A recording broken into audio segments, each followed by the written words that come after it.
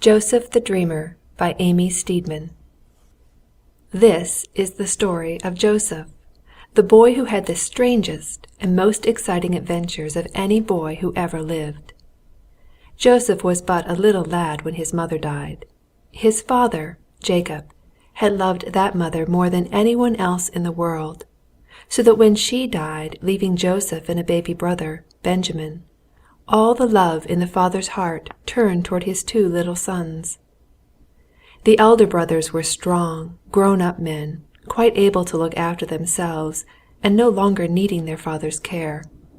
So, perhaps, it was no wonder that Jacob made a special favorite of the little lad Joseph and loved him best.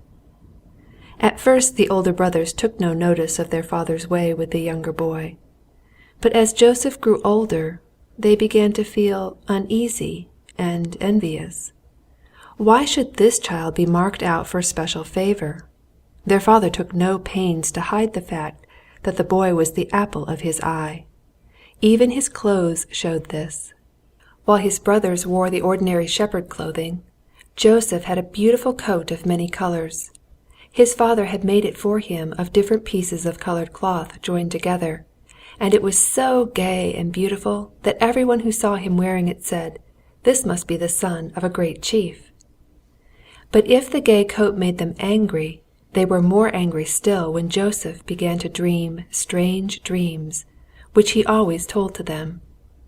As they sat around in the fields watching the sheep, the boy would come running to them full of excitement as he begged them to listen to a wonderful dream he had had. "Hear, I pray thee, this dream that I have dreamed," he cried, sitting down amongst them.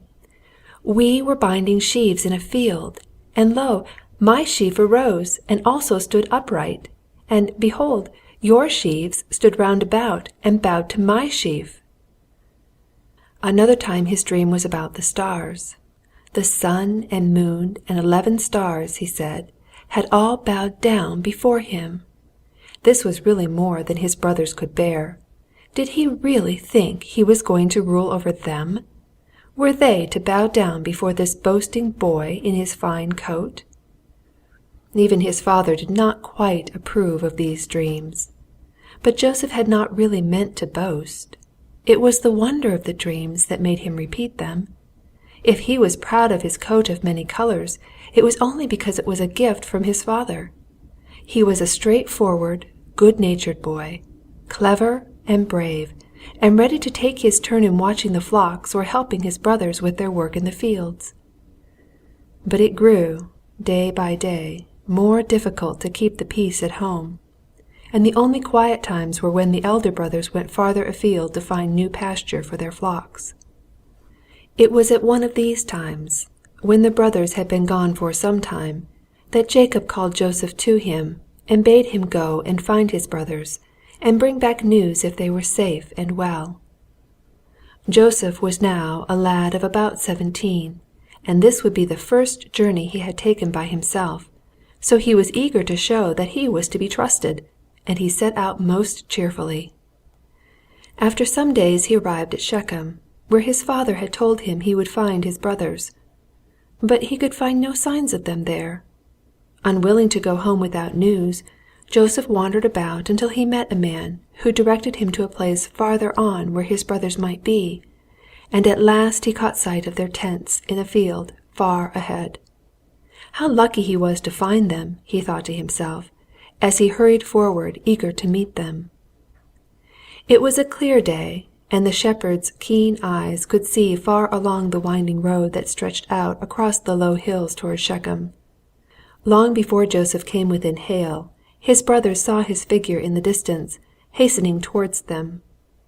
Perhaps it was the gay color of his coat that first told them who it was, and perhaps it was the coat that reminded them of their hate and envy, and brought back to their memory again those dreams so full of pride.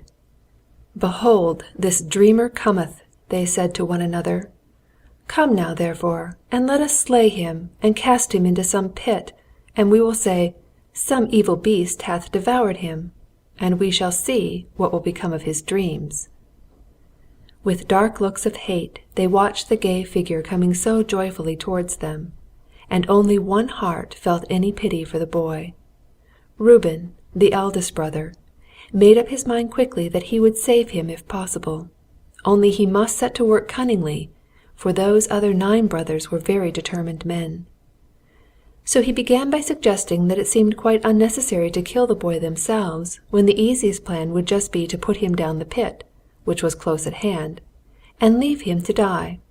For he thought if he could persuade them to do this, he would come back and save Joseph when the others had gone. Never dreaming of evil, Joseph came on, and now he ran eagerly up to them and began to give them their father's message. But the rough hands held out to him were not held out in welcome. The brothers seized the boy and savagely tore off his beautiful coat, as if the very sight of it hurt their eyes, and then they hurried him towards the pit which Reuben had pointed out. Then Joseph knew they meant to kill him. He knew that if they threw him into one of those deep, narrow pits, there was no chance of climbing up its steep sides, even if he were not immediately drowned in the water which often gathered at the bottom. Was he never to see his father and little brother again? Never to spend any more happy days in the fields under the blue sky? It was useless to cry out and beg for pity. Reuben, the eldest brother, who might have helped him, was not there, and the others, he knew, were merciless. The pit was reached, and in spite of his cries, strong hands pushed him forward and over the edge. Down, down he fell into the blackness, until with a terrible thud he reached the bottom. There was no water to break his fall, for the pit was dry. Well, that was done. The cruel brothers went off to a little distance and began to eat their midday meal. But scarcely had they begun when they caught sight of a company of travelers passing along the road close by. There was a long train of camels laden with spices, evidently on their way down to Egypt. Here was a splendid opportunity of making some money out of their evil plans. Instead of leaving Joseph to starve in the pit, they would fetch him out and sell him to these merchants. Most likely they would get a good price for such a strong, young slave. Perhaps when Joseph heard their voices at the pit's mouth, and when they drew him up and lifted him out into the sunshine again, he thought for a moment that they meant to be kind to him after all. But that thought soon vanished. The Midianite merchants were waiting. The bargain was struck, and very soon a rope was bound round his hands, and he was tied to the saddle of the man who had bought him. He knew now they had only taken him out of the pit to sell him as a slave. Meanwhile Reuben had been keeping out of sight, waiting to return and rescue his brother as soon as it was safe to do so. Very cautiously, at last he stole back. But, alas, when he reached the pit he found that it was empty. In his distress he forgot his caution, and cared no longer if his brothers guessed what he had meant to do. "The child is not, and I, whither shall I go?" he cried to them in bitter sorrow when he met them.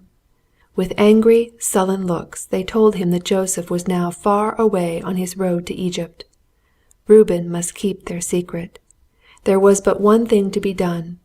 Joseph's coat lay there, just as they had torn it off his back. They would dip the coat in goat's blood and carry it to their father. The poor, gay-colored little coat, all blood-stained and torn, was brought and held up before Jacob's eyes. "This we have found," said the brothers. "Know now whether it be thy son's coat or no." Did he not, indeed, know that coat of many colors? Had he not matched and joined together each of the pieces? Had his heart not been filled with pride and love as he watched the boy wearing it with such a gallant air? "It is my son's coat," he cried, with a bitter cry of grief. "An evil beast hath devoured him. Joseph is without doubt rent in pieces." It might perhaps have seemed better just then for Joseph if he had been dead instead of being carried away into slavery. It was a terrible fate, and he might well have become sullen and hopeless in the strange land of Egypt to which the merchantmen took him. But instead of being sorry for himself and thinking only of the unkindness and wickedness of his cruel brothers, he made the best of everything and set himself to do his new hard work as well as possible. If he was a slave he would, at any rate, be a thoroughly good slave. and very soon his master, Potiphar, found that this fair-haired, good-looking Hebrew boy was one to be trusted, and, as time went on, he gave him not only his freedom, but made him the chief servant of the household. Then, just when happy days began to dawn for Joseph, misfortune once more overtook him. His master's wife accused him of doing wrong, and declared he was thoroughly bad, and so all his well-deserved favors were taken from him, and he was put into prison. Even in prison Joseph's quiet goodness and his wise ways made him a favorite. He was the friend of all the other prisoners, and before long he became the governor's right hand. Still, it was weary work to be shut up in prison, and he longed with all his heart for freedom and a chance to win a place for himself in the great world. He knew that Pharaoh, the king of Egypt, was not unfriendly to strangers. If only he could reach his ear, all might be well. At last the chance came. There were 2 of Pharaoh's servants in the prison, one the king's cupbearer, and the other his chief baker, and both these were sorely troubled one night because of the dreams they had dreamt. They were sure these dreams had meaning, but who was to explain them? Now Joseph had learned to know a great deal about dreams, and so he listened to these men and told them what he thought their dreams must mean. The chief baker's dream was a sad one. He had dreamt of 3 baskets which he carried on his head, baskets filled with the king's food, but the birds had come and eaten up all the food. "Alas," said Joseph, "the 3 baskets must mean 3 days, and in 3 days the baker must be hanged, and the birds would come and eat his flesh." But the cupbearer's dream was a happy one, for he had seen a vine which bore 3 clusters of grapes, which he had pressed out into the king's cup and presented to Pharaoh. The 3 clusters of grapes were again 3 days, said Joseph, and in 3 days' time the cupbearer would be once more free and hand the king his golden cup. "But think of me when it shall be well with thee," added Joseph to the cupbearer, "and show kindness, I pray thee, unto me, and make mention of me unto Pharaoh, and bring me out of this house. For indeed I was stolen away out of the land of the Hebrews, and here also I have done nothing that they should put me into the dungeon." In 3 days all that Joseph had said came true. The chief baker was hanged, and the chief butler was set free, and once more stood before the king. Only he quite forgot the man who had been so kind to him in prison, and for 2 years never once thought of Joseph. But at last something happened that reminded him. Once again it was a dream, but this time the dreamer was Pharaoh, the great king. He had sent for all the cleverest men in the land to explain his dreams to him, but no one could find a meaning for them. Then the cupbearer suddenly remembered Joseph, and came and told the king all that had happened to him when he was in prison. Surely it would be worth while to try this man. So Pharaoh sent and brought Joseph out of prison, and asked him if it was true that he could tell the meaning of dreams. There was no pride nor boastfulness in Joseph's answer. Of himself he said he could do nothing, but with God's help he would tell the king all that he could. So Pharaoh told his dreams, and as Joseph listened he knew at once that they had been sent as a warning from God. 7 years of good harvests and plenty of food were coming, and after that 7 years of famine, when, if all the food of the good years was eaten up, the people would starve. The warning dreams had been sent so that the corn might be saved up and stored, and it would be a good plan, said Joseph, to find the very wisest and best man in all the land who would undertake to do this. Pharaoh listened thoughtfully, and soon made up his mind. He felt at once that Joseph was a man to be trusted. "Forasmuch as God hath showed thee all this," he said, "there is none so discreet and wise as thou art. Thou shalt be over my house, and according unto thy word shall all my people be ruled. Only in the throne will I be greater than thou." What a wonderful adventure this was for Joseph! One day only a poor unknown prisoner, and the next the lord and ruler over all the land of Egypt, next only to the king in power. But although Joseph's outside life was changed, he himself remained just the same. He was as keen as ever on doing his best, as brave and fearless in serving God and the king, as wise in ruling as he had been in serving. So when the years of famine came, there were great stores of corn laid up to feed the Egyptians. And not only the people of Egypt, but strangers from other lands came to Joseph, the ruler, to buy food. Then it was that one day 10 tired, travel-stained men arrived at the city, saying they had come from the far distant land of Canaan to buy corn for their wives and families who were starving. Joseph knew them at once. They were his 10 brothers, those brothers whom he had last seen when, as a helpless boy, he had knelt and begged them for mercy. Now they came kneeling to the great ruler, little dreaming that this powerful prince was the young brother they had betrayed and sold into slavery. And Joseph did not mean to tell them just yet. He pretended to take them for spies, and he spoke roughly to them. "Thy servants are no spies," the brothers answered humbly. "We are the sons of one man in the land of Canaan, and behold, the youngest is this day with our father, and one is not." Even then Joseph pretended that he did not believe them. No, they must first prove their words by bringing their youngest brother to him. They might leave one of their number behind as a hostage, and take corn for their families, and return to fetch their brother. This he said because he longed to see Benjamin again. The men listened sadly to what the great man said. They must have the corn, or their families would starve. And yet how could they leave one of their brothers behind when they knew their father would never allow Benjamin to return with them? "This is just what we deserve," they said to one another. "We would not listen to Joseph when he begged for mercy, and now this is our punishment." "Did I not beg you not to hurt the child?" said Reuben. They did not know, of course, that the great ruler could understand what they were saying in their own language. But as Joseph listened, he was obliged to turn away to hide the tears that were in his eyes. There was nothing for it but to agree to the conditions. So it was decided that Simeon should be left behind, and the order was given that all the sacks should be filled with corn, and that every man's ass should be laden with as much corn as could be carried.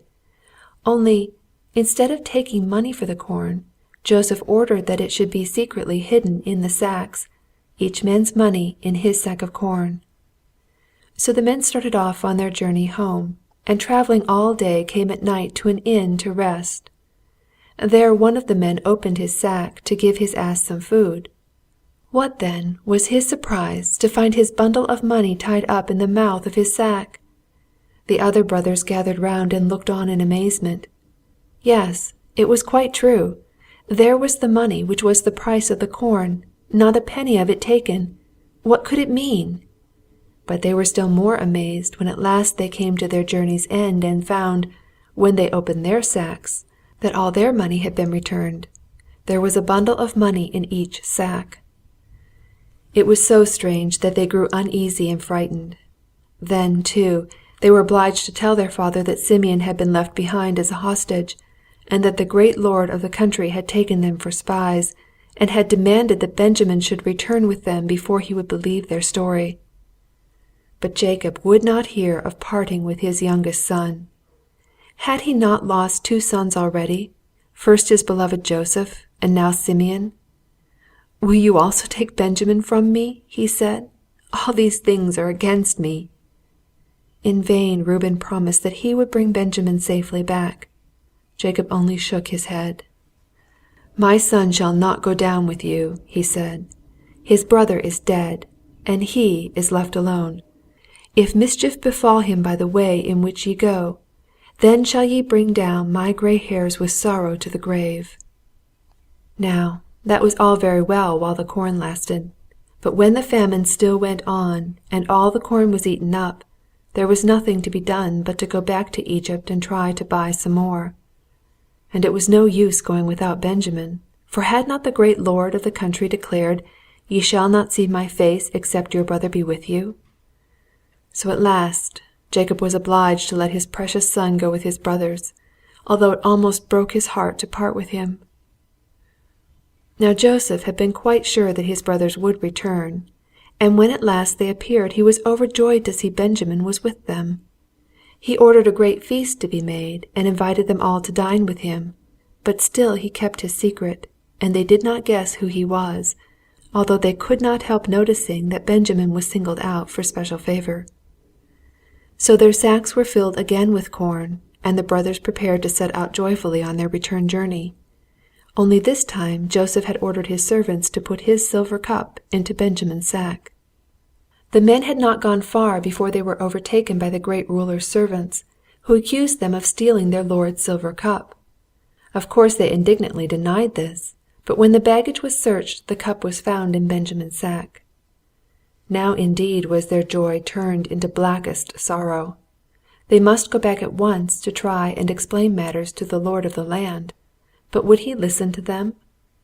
At first Joseph pretended to be very angry, but as he listened to their tale, and heard how they dared not face their father without the beloved youngest son, he saw that they had earned his forgiveness, and he kept up the pretense no longer. Sending all the servants away, he held out his hands to his brothers, his eyes blinded with tears. "I am Joseph, your brother, whom ye sold into Egypt," he said. "Now, therefore, be not grieved nor angry with yourselves that ye sold me hither, for God did send me here before you to preserve life." At first the brothers could scarcely believe their ears. Could this great lord really be their little brother Joseph?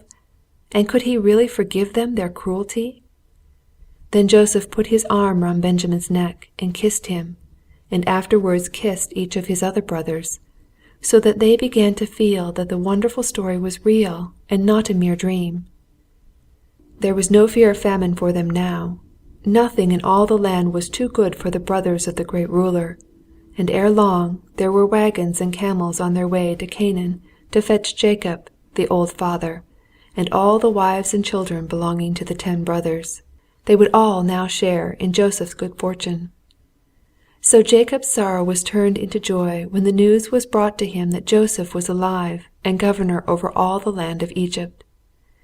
It sounded almost like a magic tale, and at first Jacob could not believe it, but at last, when he saw the wagons and heard Joseph's own message to him, his heart was filled with joy and thankfulness. "It is enough," he cried. "Joseph, my son, is yet alive. I will go and see him before I die." It was a long journey for such an old man, but joy gave him strength to endure it, and at the end Joseph stood waiting to welcome him. Joseph, the great ruler, clad in rich robes, living in princely state, whose word was law, and who held the highest honors in the land. End of Joseph the Dreamer.